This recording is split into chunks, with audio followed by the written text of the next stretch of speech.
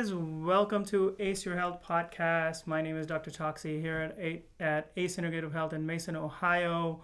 We have Miss Kaylee Koozer here today, and thank you for joining us. You have joined us for the last few weeks to a month, and we've learned about nutrition in great detail. We've learned about many other topics. Today, to continue the topic of nutrition, the first and foremost, the most important thing in our life, something that has 0 calories, right? We talk about calories, fats, proteins, carbs. This little thing is in every cell and has 0 calories. That is the most important thing in our life. Can you guys guess what that is? That is water. Yeah. So the topic of today is water. It is absolutely the most important thing on our planet. Without water, we could not survive. 80 to 70 to 80% of us is water, and yet we do not understand water. Water is one of those mysterious things that pretty much operates at a completely different principles.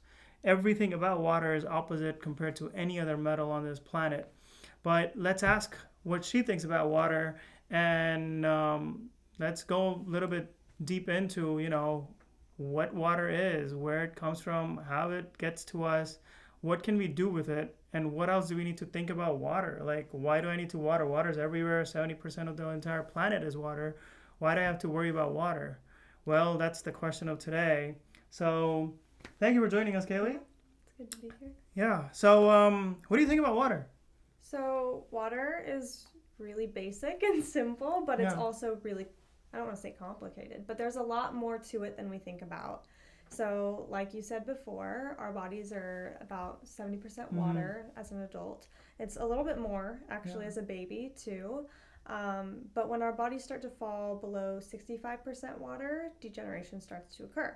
So that goes to say it's really, really, really important to stay hydrated. So 60% water, how do you know, how can somebody know that we're falling below 60%? Usually you're going to start to notice things like fatigue. Fatigue is a huge player when you're dehydrated. Of course, fatigue is involved in most disease processes, but also disease process are, a result of degeneration. You might feel headaches. You might feel sleepy even.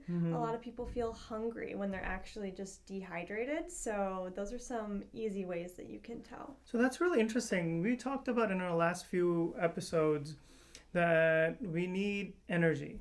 And energy comes from ATP. And ATP comes from either protein, fats, and carbs. All of them have calories. Right. So water has 0 calories, but it gives you a lot of energy. Right. Which is kind of oxymoron, right? Like, because we're considering we got to eat something, we got to get calories to make energy. But if you don't have water, which has 0 energy in itself, but it has 0 calories. Water has a lot of energy, but it has 0 calories. It gives you, if you don't have enough of it, then you become really tired and fatigued. So that's a really good point to know. So in terms of water, right, like we've heard about all different types of water. There are different companies that are out there. There's this whole concept of where does water come from? Right now, if I turn on my faucet, what do we think about that water? And where does it come from? Is it the best water that I want to drink? What do you think about water? So a big problem with tap water, and a lot of people think water is just water, which seems logical, right? It's water, right? But the source of your water is really, really important because tap water usually contains like PCBs, phthalates. Wait. What's PCBs, phthalates? Because a lot of us don't know what that is. Yeah, these are plastics. So they're like remnants. They're things that you want to avoid. They can be estrogen mimickers, so xenoestrogens. They can act like estrogen in your body, but in like a really bad way. Because, some estrogens are good and some are not. And then it can have like aluminum, lead, pharmaceutical, like drug remnants, which can be really dangerous because we know, like, we don't want to be on a drug that we're not supposed to be on, right? So you can get remnants even from things like birth control. But heavy metals, microorganisms, there can be bacteria, all sorts of things that can wreak havoc on your body. And again, if your body is 70% water, and you're putting in water that's full of those things, you're going to retain that. Okay, so if your body is 70% water and you're putting those things in our body, they're retaining. But where are they coming from? The tap water is clean. We have great city water cleaning system. And how do we get all of those things that you mentioned in the water? So it's hopeful that it's a good cleaning system. Most water is recycled, whether that be from your toilet water or, from those dirty rivers that you see all over the place. You guys have to listen very carefully. We're all drinking some toilet water that's cleaned up. Yeah. So there, it's hard for anyone who lives in a city to really have clean water, unless you have a really, really good water filter. Okay. Most people will use popular filters that are in pitchers or the kinds you can stick in your fridge. The problem with those filters is that they most often actually filter out the taste and smell, not the actual particle. That's a really good point that you make about how these filtration systems will remove taste and smell out of the water. So what about, how are we getting all these other chemicals and metals and plastics and hormones, endocrine disruptors that you talk about? How do we get them in our water? Where are they coming from? Yeah, so a lot of that is because it is, like we talked about, reclaimed water, so it's toilet water. So people pee those particles out, which makes it really gross, but that's a big way that it gets into our water system. So nobody wants to be drinking that. But yeah, so then that can start to have a really, really negative effect on our bodies. When we're drinking dirty water like that, we'll start to store toxins. You might get some brain fog. You might have some weight gain, hormonal imbalances, all sorts of stuff like that. So I guess a big question that probably everybody has is, where can we find clean water? Yeah, that's a really good point. I mean, I've heard there are many different filters that are out there. And, just like there are different cars, you can get a really cheap car compared to a really expensive car. Similarly, there are different filters that will filter out the smallest of the smallest particles out of it. Right. But I've also heard, getting, some people install these filters underneath their sink. They can carry them in their mobile filters. But then there are some people who tell me that there's no reason to filter things if you distill it, right? Meaning if you just heat it up and destroy everything. And then there are some people who also tell me that why not, why are you getting rid of all the minerals out of it? So if you're losing minerals, if you are getting these filters that are removing everything. Right. So what do you think about those type of filters when we remove some things, but then where we may need them, everything, right? Yeah. So at that point, I guess it becomes what we would call dead water. And there are ways that we can kind of, what we say is restructure water. You are really good at explaining this, so I would love for you to explain it to people. So, let me think about this. So, in terms of water, so if you remove everything out of the water, so let's take a step back. So if you go up in the mountains, the water is natural. It's flowing off of the stream, off of the rocks, off of the minerals.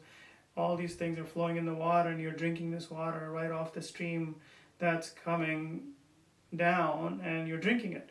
That water is really the most natural water on the planet, right? Just because there is no other adulteration that has happened. It's just straight up rain converted into drinking water, and you can drink it. Maybe there are some bacteria and things in it, but it's still pretty pure because it's way up there without any pollutions or toxins added to it. Now, once the water comes down to the rivers, enough into our cities, we use them, it goes back out into this filtration systems, water treatment centers in every city and every state. We have many, many different strategically placed these water filtration systems. Now that water is going through different pipes. Okay, so the pipes and pipes and pipes and different filters, and it finally makes its way to us, and we're drinking it, and still it's not completely clean. So then we use a different filter. We buy something expensive and we filter the tap water and we drink it again. So now we have water that is pretty much right down to the water. Maybe there's 1 to 10 parts per deciliters, or a billionth of a water particle, like billionth of a particle in per deciliter of water. So if you get that, then that's fine. You only have H2O. So H2O by itself, if you've noticed, right, there are different times you will see different flakes, different structure. Snowflakes are made up of different shapes and designs, and some look really horrifying while some look really beautiful, but they all change structure. So we know that water will structure differently based on what it's on, what type of heat, what type of air, temperature, what type of energy that's surrounding it. Historically, we talk about praying to water or holy water. A lot of us have this kind of a thing going on in our culture, in our religion, in our belief system, where we're using. So there's, back in time, I feel like a lot of people understood this whole energy of water, because water retains some sort of, or water changes shape based on what it's exposed to, whether it's sound vibration, whether it's light vibration, whether it's different temperature and different materials it's touching. Because water is changing shape, it becomes different structure. So this whole concept of structured water that you talk about is, how do we structure water once it's with us? Let's say once we have completely cleaned it out and then we're trying to structure it, because water has memory, right? We're made up of water. Different water in our different parts of the body behave differently. It structures differently as well. And if we look at science under a microscope, the H2O molecule has different angles at which it's bind to, but it will shape its change based on the amount of pressure it's applied to, or amount of heat that's applied to. And you know that because when you boil the water, it expands. Right. How the H2O molecules are bound with each other changes. They expand. And then when you're making ice, even though you took one cup of water and you iced it, when the ice came out, the 1 cup became a little bit more than a 1 cup because the water expanded. Instead of contracting it, water still expanded even in an ice form. So water is changing shape, and we see that all the time. We may not understand it completely. We deal with it, and we still may not even think about it. But that's something that we have to think about, how we're structuring our water before it goes into our body. And that's when we can look into using different filtration systems, different vessels, using maybe a round vessel compared to a squared vessel, because the round vessel transfers the surface tension much easier than a squared vessel. So if you put water in a square container, the surface tension is, as far as I believe, it's less.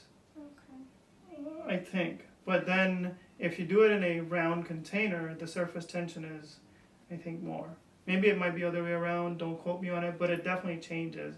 And apparently keeping things in a round container is better. Look at planet Earth, right? It's round and it's holding on to water much easier than letting it float in outer space. So there's that little bit of tension that it creates much better. Well, that's a good point that you bring up. So we're talking about, removing toxins, cleaning the water. You mentioned few of the toxins that we talk about that can affect the body and take away our energy. What else can we think about water in terms of how can it help us on a day-to-day life, and when is it too much? Like, what can somebody think it's too much about water? If they're drinking maybe too much? That is one thing. When I first started college for nutrition, I remember having a conversation with one of my professors, and I was having digestive issues, and he was like, well, how much water are you drinking? Because I drink a lot of water, okay? And at the time, I only weighed about 100 pounds, and I was like, oh, I'm drinking like 120 ounces of water a day. And he was like, you're doing what? And I was like, yeah, I thought that was like a good amount to drink. And he was like, you should be drinking somewhere around half your weight in ounces. So for me at that time, that would have been about 50 ounces of water. And so he explained to me how if you're drinking water, especially in high quantities, too close to your meals, it's going to dilute the hydrochloric acid in your stomach, so you're not going to break down food as much. You're not going to break it down as well because you need that acid to be strong and very, very acidic so it can break down food. But if you're adding a bunch of water, which is a neutral pH, then you're kind of neutralizing your stomach acid so it can't break food down as well. That's a very good point. Most of us don't even realize what she just said. She just said that by drinking a lot of water, we're neutralizing the acid and because of that she had digestive issues because of undigested food went through her stomach without being digested into her intestines, and that caused issues, whether it's bloating, cramps, diarrhea, constipation, whatever. How many of us drink big sodas, drinks, waters during our meals or within 40 minutes of the meal? Well, any restaurant you go to, you'll sit down, they bring you a glass of water, and they constantly come and refill it. So we're not even conscious of how much water we're drinking with every meal, especially if we're out to eat. There are a lot of, I've heard in the past that some people say to lose weight, you want to drink about 3 to 8 ounces of water before eating. To fill you up. To fill you up, and what do you agree with that statement? I don't agree with that, personally, just because when you're trying to lose weight, you want to give your body all the optimal, environments to function and funnel through everything that you put inside. The better solution there would be to eat more fiber in your meals so that you feel more satiated, because that's what you're trying to do with filling up on water, is to reduce your hunger and to be satisfied more quickly. That's really interesting. So one of the other things it would do is, I feel like if you drink water right before eating, your body has preheated your oven, right? Your stomach is ready for food. All the acid is like ready. It's ready to digest food. It's making you feel hungry. And you're drinking water and you're deacidifying it, trying to make yourself feeling full, right? So fiber would be a great choice to make yourself feeling full. Instead of water, you could have that, and your acid that you preheated, your oven, it will digest those fiber. But that's a side effect, I feel like. If you drink a lot of water even prior to eating or within 40 minutes or an hour of eating without allowing your food to digest, it will just deacidify. It will just decrease your acid levels in your stomach, and then you're kind of screwed, because either you didn't have acid to begin with, so your food didn't get digested. It's like putting a cake in an oven that's not been preheated, or you preheated it and then you added a lot of cool air in it, right? Yeah, and then it's just gonna sit there. So it's just gonna sit there. It's not gonna get digested. Right. And then, if you did have it preheated, you did add the cake in your oven, and then within the 30 minutes or while it was baking, while food was getting digested, you drank 20 ounces of cold water, which is like adding cold keep air. Throwing that back in there, and you're like, wow, why isn't my cake fluffy? That's exactly what it is. Like, and then a lot of times our body responds by adding more acid, because your body knows, hey, look, you just drank a glass of water that deacidifies my stomach, so now I have to add more acid or somehow produce more acid in the stomach, and the body's going to make not 1 cup of more acid, it's going to make 2 or 3 cups of more acid to bring the acidity level right down to where it needs, or acidity level right to where it needs it. So pH level comes down, the higher the acidity. So then people complain, like they tell me they're having acid reflux. Right. Yeah. So the root cause was water, and when we drank water. That's a pretty cool point that you brought up about when to drink it and what happened to you, and that's really cool. So, in this session today, the few things that we addressed, let's just summarize this point before we go into even more details about water and how we can practice this. And a lot of you guys who are really interested in having access to a lot more PDFs, a lot more to-do lists and how to-do lists and all the notes from today's sessions and what we're about to continue after this session into the next session on water. We encourage everybody to join the community and be part of the community and let us learn from you as well as you learn from everybody in the community. We have lots and lots of videos in the community. We have lots of PDFs, accountability trackers, notes. So that would be great. So let's just summarize this few things. So we talked about water. Water comes from mountains and then it gets repurposed into the our water system before it gets to us. And then what we flush into our toilets and our bathrooms also goes into the water system and gets cleaned up. Then in order to know how much we need to drink, one of the things you mentioned was half your body weight in ounces, based on your pound body weight, not kilogram body weight. So then that's one question that somebody can take home. That's a take-home point. The third thing that they can think about is where can they look at or different types of water filter. If the tap water isn't the best in your city, wherever you are, then looking at different filtration systems to help yourself get at least a cleaner water so that those other pollutants aren't there. So that's another take-home point. Once the water is there, after it's cleaned out, then we think about structuring the water to allow it to have the best positive experience. And the concepts of holy water and many other concepts of structuring water are out there. So, people will go out there and look at those things. They'll join the community. You guys are welcome to join the community and learn how to structure water as well. And we have videos that will show you how to do that as well. So that's a good point. And then the last thing about water that I guess everybody should think about is how it can harm you. If you drink water while eating, it can leave your food undigested. So that's something that all of us need to think about in terms of how we ingest water. Anything else you want to say? I know some people might be asking, because a lot of people are so conditioned to having a beverage with a meal. Oh, yeah. What can we drink with meals? Like, what can we have if you feel the need to wash stuff down? Yeah. So normally I say lemon water or something that's acidic. Right. Although lemon is basic once it goes in the body because it has potassium in it. But something that's acidic like lemon water or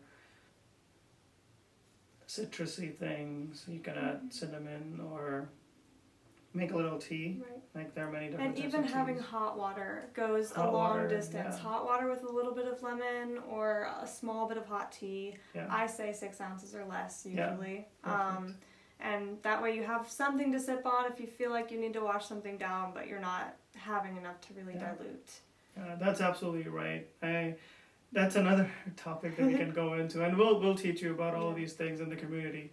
But it's a hot water compared to cold water, and what difference can it make, and how it matters to our cellular health and cellular efficiency in terms of making energy for us. So we'll go in a lot more details about all of these topics into the community. But this was a great start to a topic that affects every single one of us. Right. Whether it's plants or animals or humans, the planet Earth needs water, and it needs clean water, especially in this day and age when we're running out of water. Right? We're running out of clean water. Right. And we don't know what to do. I mean, it's everybody's, if you look at a lot of third world countries, they are starving from water. Mm-hmm. So with that, thank you so much for joining us. We really appreciate your time and effort. As always, every Friday, once a week, we have a prayer session. We are praying for you. If you let us know what you're struggling with, we will send out our positive vibes to you. We have a group prayer session that happens here. If you want to join, you're welcome to come by Friday mornings at 10 o'clock. Just let us know that you're coming by, and we'll figure out how to accommodate you. If you're over there, at some point we'll make this live so that you're also able to join from wherever you are. And with this collective positive energy that we want to exude and carry us forward into the, I guess, 22nd century now that we're in 22nd. Yeah. So thank you so much. Appreciate it. Take care. Namaste. God bless.